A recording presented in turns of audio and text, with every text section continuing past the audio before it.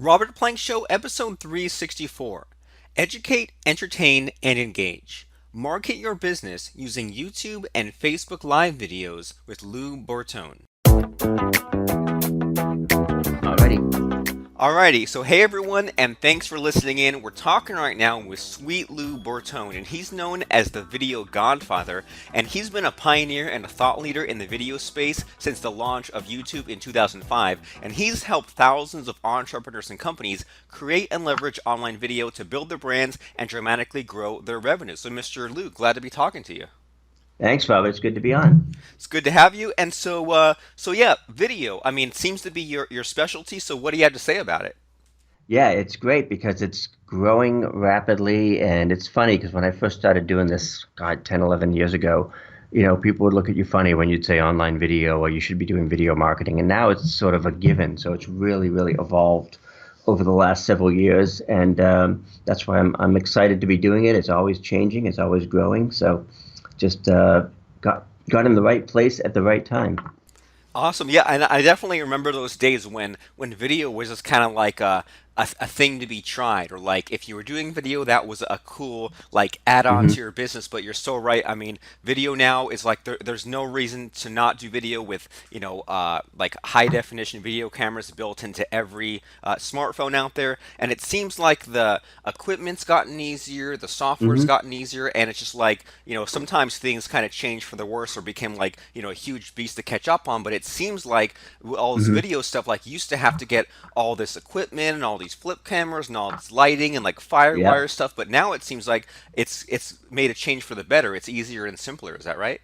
Yes, exactly. And it's great because it's leveled the playing field and it's gotten a lot more mainstream so that really anyone can be a broadcaster. And I came from the TV business for many years. So I remember, back in the day, I'm dating myself here, but, walking into an edit suite at E Entertainment Television where I worked and I'd have to produce a promo and you'd have to have a producer and an assistant producer and some guy that knows how to do the equipment. And it was literally like NASA. You'd walk in there and say, there's no way that one person can do this and make television. And now, you've got even more power than that in your pocket with your iPhone. So anyone can do it anywhere, anytime, which really, like I say, has just, completely changed the game. I think I agree. I think it has. But so with the technology being everywhere and easy to use and cheap and all that fun stuff, I mean, I imagine that you see a lot of people out there who are still struggling with videos. And so, I mean, like, do you see things like this, or do you see people getting hung up at anywhere where it comes to making videos for their online businesses? Yeah, again, just because the technology is there doesn't mean that the content or the courage to appear on video is there. So the biggest thing that I see is that a lot of folks, myself included, don't really like being on camera, or they're a little camera shy, or a little intimidated with the idea of like, oh my gosh, I have to put myself out there and put myself on YouTube. So the biggest stumbling block now isn't so much technology; it's really just the knowing what to do and what to say, and kind of getting over the fear of being on camera. So, do you have any tricks on getting on those two things? 'Cause it sounds like like the technology part used to be the big stumbling block, but now Hmm. that that's taken care of, now it sounds like the two stumbling blocks are like confidence and Yeah. like the step-by-step system. So, do you have any like tricks or anything that's helped you or your clients to kind of get people to where they need to be with video? Yeah, I mean, one of the best ways recently is to sort of wade into and test the waters on Facebook Live because there's very little technology involved and the expectations are a little bit different. Like people know it's not going to be highly produced and there's not going to be graphics and you're not going to have to edit it. It's basically just, okay, I'm going to go on Facebook Live and I'm going to do, 5 minute stint or a 5 minute rant or whatever I want to talk about. And that's it. You go in, you do it, it's done. You don't have to worry about editing. You don't have to worry about post-production. So I often advise, my students and my clients to start there because again, it's low-hanging fruit and the expectations are a little bit lower in terms of the production quality. So that's a good place to start. And then, of course, if you're really dead set against being on camera, at least at the beginning, you can look at several off-camera video methods, whether it's Camtasia or PowerPoint or Animoto. There's hundreds of ways to do off-camera videos as well.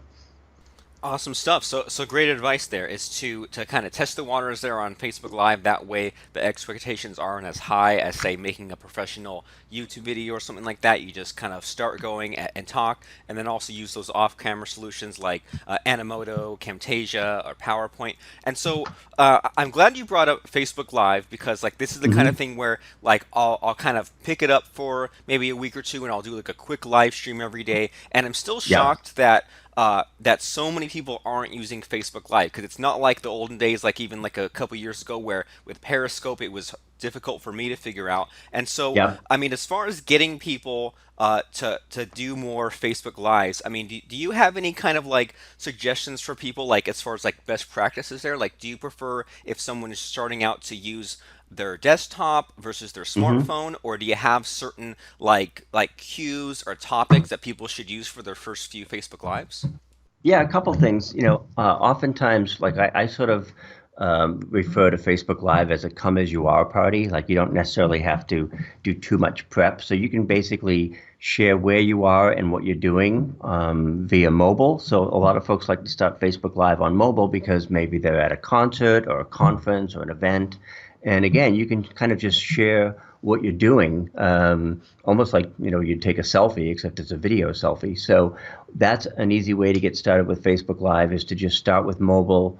Just go on the fly and in the moment, and don't worry too much about the lighting and the production. And then the other thing you can do is, there are folks and there are Facebook groups and there are different, almost like support groups for Facebook Live where you can have, like-minded people do it along with you. So like I do every, a couple times a year, I'll do a Facebook Live challenge where I'll do like, okay, we're going to go live every day for 30 days in August. So something like that gets people saying like, oh, okay, well, if there's a group of people doing it, it feels a little safer. There's support, there's a community. So that's also a good way to get started is to know that, you're doing it along with other folks. And so, is there an easy way to find these groups? Like, is it a matter of searching like Facebook Live Challenge or something like that in Facebook to locate these? Yep, you can find that. And then there are obviously people who are very active in Facebook Live, like Joel Comm, and I'm sure folks that like that are just, kind of leading the way. So you can always go to those groups and to those sort of gurus to see what they're up to. And, you can participate as a viewer and kind of get to know that way. So that's another way to get started is if you go on a Facebook Live and you watch other Facebook Lives with different video people or different, social media folks, it's going to increase your comfort level because you say, okay, I see what they're doing here. I get it. I can do that. So it again helps you get over that hurdle of saying, oh my gosh, what do I have to do? What if I don't know what to say? So yeah, there's a lot of folks on Facebook that are very active as far as doing Facebook Lives and helping other people do Facebook Lives. I really like that idea, and I really like that come as you are concept. And if you can look up those people, Hmm. those like sort of internet celebrities like Joel Comm or whoever that Yep. does a live stream.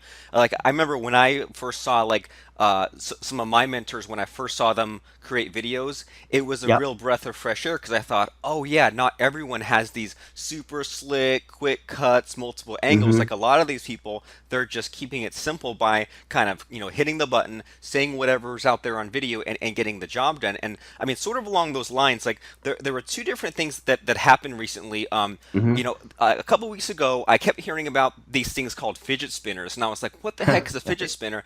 And I went on YouTube and I was like, I searched like what is a fidget spinner or types of fidget spinners, and I kept getting all these like super crazily produced videos, and they were like spoofs, and all these like millennials made all these videos, and I was kind of frustrated because I found all these like kind of slick videos, but I was just looking for something that was I was looking for like a low production quality, something just like showing me almost like a live stream, like one take Right. what this was. And then even last night, I heard about some kind of trick where you can mix like cake mix and Diet Coke in a mug and microwave it, and you can make like a little like cupcake instantly. And I was trying to figure out how to do this, and I was like, well, how much cake mix, how long? And Hmm. I again went to YouTube and I found just all these like super slickly produced videos, but they were like 5, 10 minutes long. They were like adding in chocolate chips. They were just like, it was almost like they were focused on making things super slick and detailed and thorough. And it's like what I was looking for was just like a one take. And I was almost, and as Hmm. I was scrolling through, I was like, is there anything out here that's like bad lighting and poorly Hmm. edited or not edited at all? Because I just want just like the bare essential information. So I mean, are you seeing something similar? Because or maybe am I just like a crazy weird Hmm. person? Because I know that many times when I want information, I don't want something of high production value. I just want like just the really even badly produced one take Hmm. kind of thing, so I can see how it actually is. So I mean, do you have any thoughts on that? Yeah, I agree completely because, YouTube has become almost a default search engine. So if I say, how do I install this plugin on WordPress or something, I'm going to search YouTube first.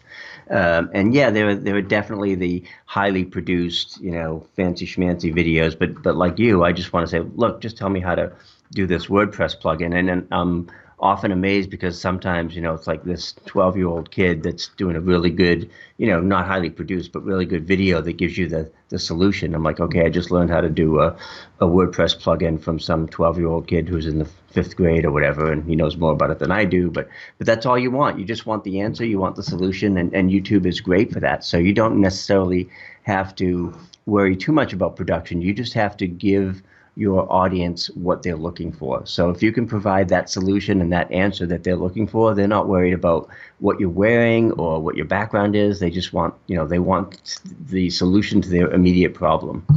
So I love that mindset of just give them the solution to the immediate problem and don't focus so much on like the swishing sounds if you move your hands or like Hmm. music or anything like that. Just solve a problem. And I even think to you told that story about learning from a kid. Like I think Hmm. when I needed years ago when I needed to know how to do green screen, same deal. Went on YouTube, found a bunch of just complicated instructions, but then I found like a 8 or 9 year old kid, and his voice for sure hadn't dropped yet, and Yeah. he was like, here's this software, here's this background, here's how you do it, and it was like, whoa, like a kid probably explained it so that other kids could understand. So why try to go to like the college level, the PhD level of instructions when like I just want the simple and basic answer. So really good advice there, and so that kind of makes me wonder about so you're the video guy. So do you Hmm. have any sort of like a set routine or a set output? Like, do you say I'm going to do like X number of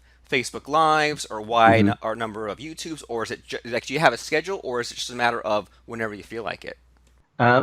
There it depends. I mean, I have had like a video editorial calendar that I've tried to stick to, but because I have such a short attention span, I typically just kind of do it in spurts. So if I say, last month, I did a 30 tools in 30 days, and those were all off-camera videos where I just shared various online marketing tools.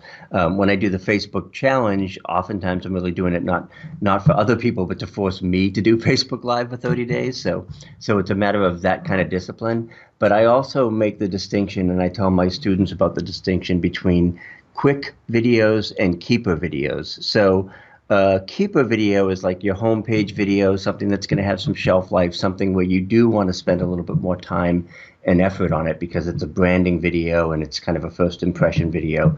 So those keeper videos are like videos for your sales pages or for your homepage, whereas a quick video can be a Facebook Live or going on Twitter Live or just any sort of in the moment video where you're just trying to share a tip or a moment or things like that. So a lot of times that makes it easier for people because if they realize they can start with those quick videos that don't need to have that kind of fancy production value, it's really more about the information and the content.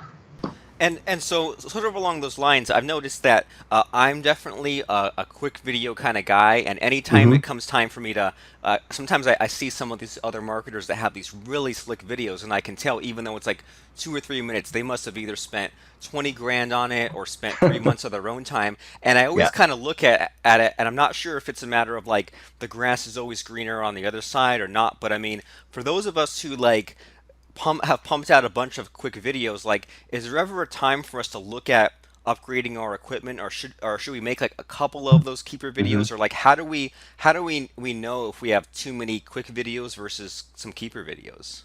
I think it really depends on, what the message is and what you're trying to share. So if you're sharing tips on YouTube because you want, visibility and exposure and things like that, those for the most part can be those quick videos, quick tips, things like that. If you are, selling $1,000 or a $5,000 coaching program, obviously you don't want a schlocky video that doesn't reflect, well on yourself. So those are the times when you say, okay, if I'm selling a big, fancy, expensive coaching program, I'm going to have to kick it up a notch and either have this done professionally or upgrade my equipment a bit, or, like you said, invest in green screen and add effects and things like that. But again, it comes down to the message. I mean, no matter what the technology is, if your content isn't good, nobody's going to watch it.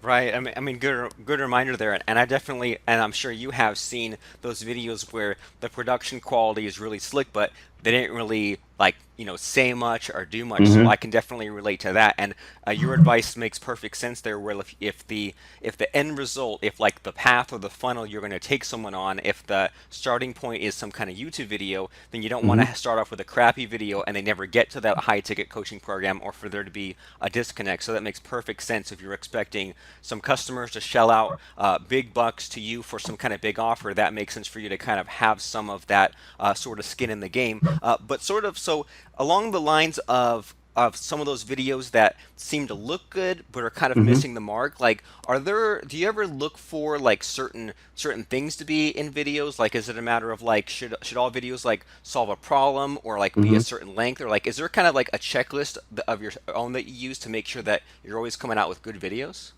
Well, I think, what I do is I use like I have sort of like this 3E formula because they're all E words. And I say, good video should either educate, entertain, or engage in some way, shape, or form. So if it does one of those things, great. If it does all three of them, that's a home run. But if you are educating somebody, you're sharing tips, you're sharing value, that's appreciated. If you're entertaining somebody, that's the cat on the skateboard video that gets passed around a gazillion times.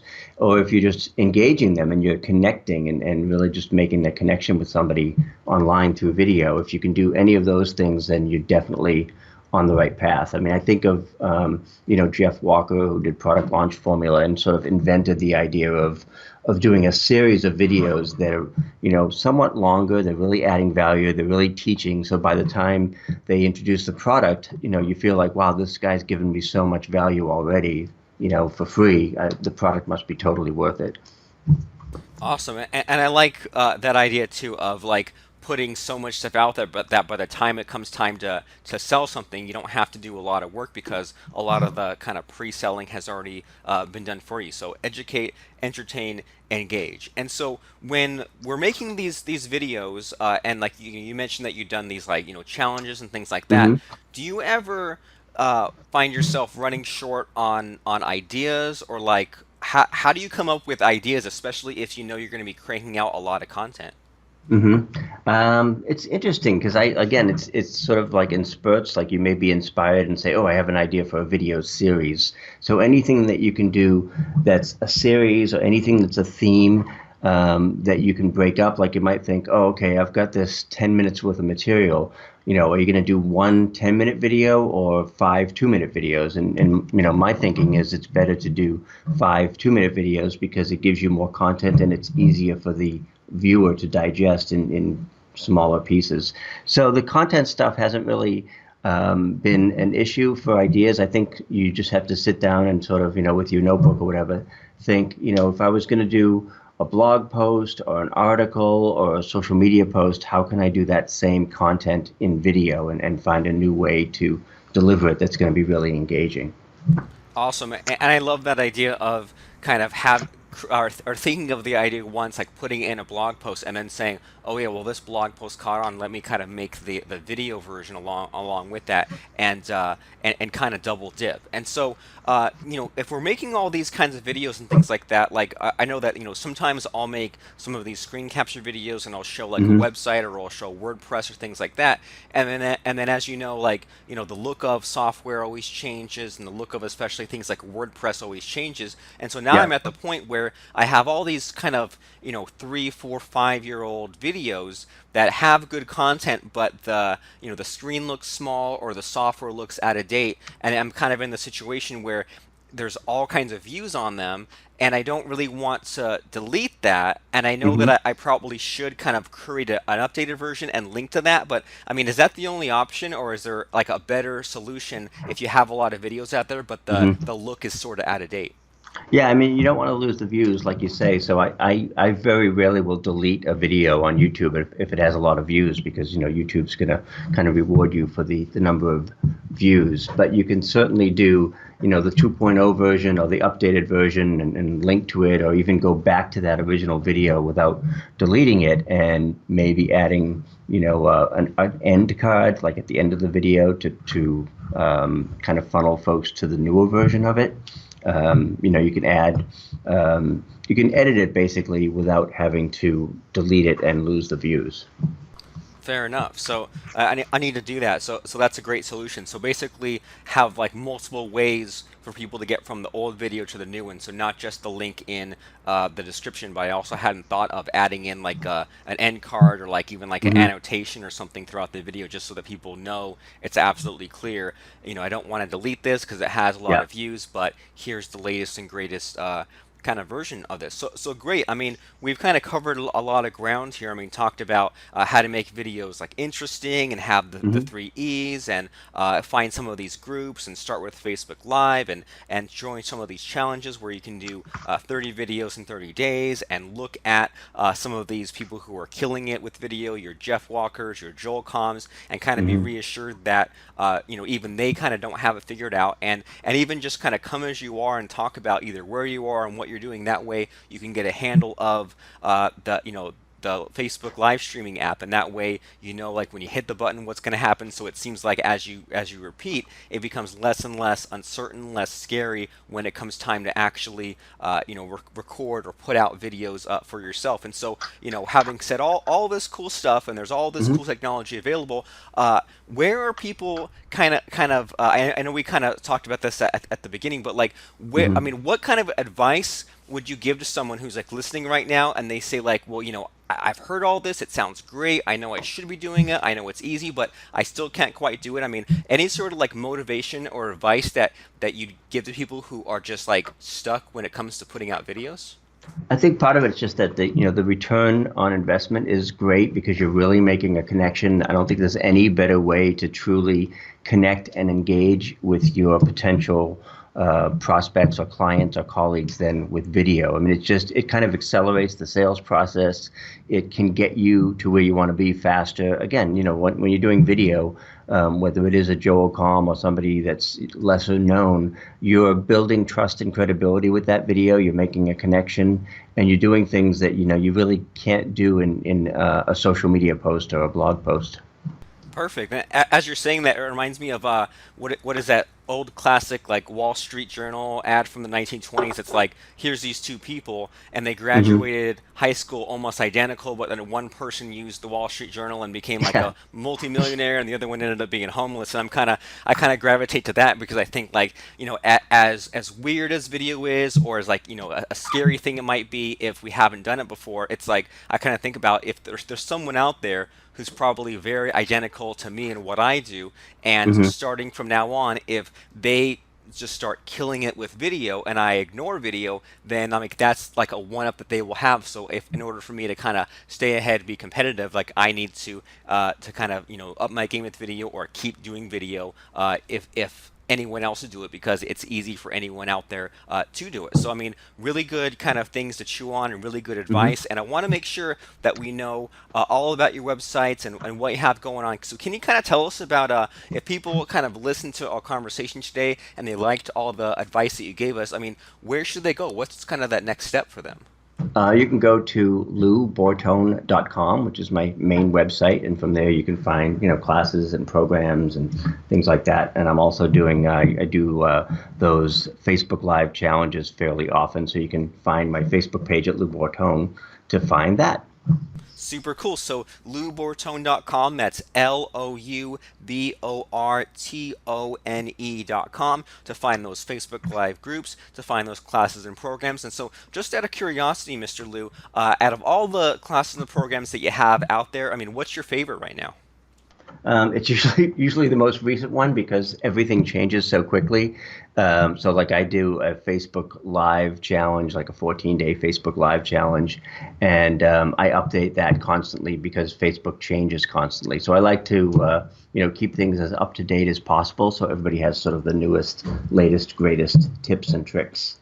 Super cool. So if you're the kind of person that wants all those latest and greatest tips and tricks, make sure you go to loubortone.com. And if you've given yourself all these kind of silly obstacles and excuses for not doing video, my line of thinking is usually, well, what if someone were to give you $1 million right now today in cash for doing a quick 5 minute Facebook live video? Well, you'd do it, wouldn't you? Well, what if they bump that down to maybe 10 grand or maybe 1 grand or even $100? You still might do it. So it's not a matter of can you do it or not. It's is there the reward for you doing it? So go ahead and do it right now. Overcome that fear. You'll be glad you did. Put out videos, put out Facebook Live videos, and sort of experiment until you find that sweet spot as far as what you're good at, what you're comfortable with, what your audience likes, what get you see new traffic, all that fun stuff. And you can take the first step right now by going to loubortone.com and seeing what he has there for you so you can get a jump on your video marketing before someone else does, before the technology gets even easier and more widespread.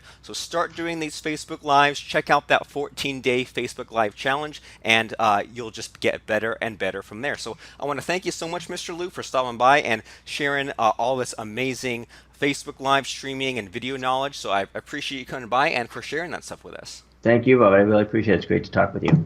Thanks for listening to today's program. Start from the beginning or view past episodes at robertplank.com/episodes.